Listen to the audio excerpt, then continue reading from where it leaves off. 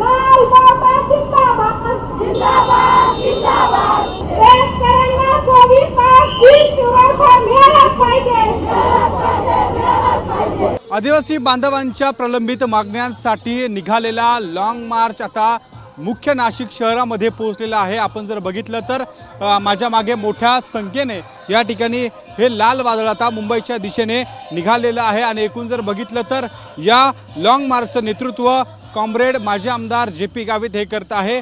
तर या लॉंग मार्चमध्ये आपण बघतो या ठिकाणी अनेक जे नेते आहे, किसान सभेचे नेते आहे, त्यासोबत मार्क्सवादी कम्युनिस्ट पक्षाचे नेते आहे, हे या ठिकाणी सहभागी झालेले आहे। आपण या ठिकाणी बघतोय अजित नवले असतील, तानाजी जायभावे असतील, डी.एल. कराड असतील यांच्यासह अनेक जे प्रमुख नेते आहेत ते आता या लॉंग मार्चमध्ये सहभागी झालेले आहे।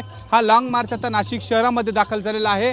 नाशिकच्या मुख्य मार्गावरून हा लॉंग मार्च आता मुंबईच्या दिशेने मार्गस्थ होतो आहे। त्या ठिकाणी रविवार कारंजा असेल, पंचवटी कारंजा असेल, CBS त्यासोबत जिल्हाधिकारी कार्यालय या ठिकाणाहून मुंबई नाका मार्गे हा लॉंग मार्च त्या ठिकाणी मुंबई आग्रा हायवेने पुढे मुंबईच्या दिशेने निघालेला आहे। एकूण जर बघितलं तर मोठ्या संख्येने या ठिकाणी ज्या प्रलंबित मागण्या आहे आदिवासी बांधवांच्या अनेक दिवसांपासून घरांच्या मागण्या असतील, शिक्षणाच्या मागण्या असतील, पाण्यासाठी सुरू असलेला लढा असेल, त्यासोबत शेतकऱ्यांची कर्जमाफी असेल, आदिवासी शेतकऱ्यांसाठी ज्या जागा आहेत वन विभागाकडनं ज्या जागा त्या ठिकाणी मिळाव्या याची मागणी अनेक दिवसांपासून आहे। अशा अनेक मागण्या घेऊन हे लॉंग मार्च आता मुंबईच्या दिशेने निघालेलं आहे। खरं तर सरकारने या सगळ्या मागण्यांसाठी पुन्हा एकदा त्या ठिकाणी पुढाकार घ्यावा, जे निर्णय घेतलेले आहे त्याची अंमलबजावणी करावी, नाहीतर मुंबईत येऊन मंत्रालयाला घेराव घालण्याची भूमिका खरं तर जे.पी. गावित यांनी घेतलेली आहे। त्यामुळे आपण जर बघतोय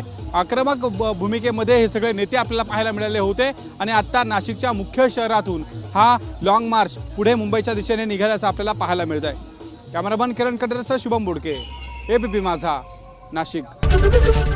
ABP माझा, उघडा डोळे बघा नीट।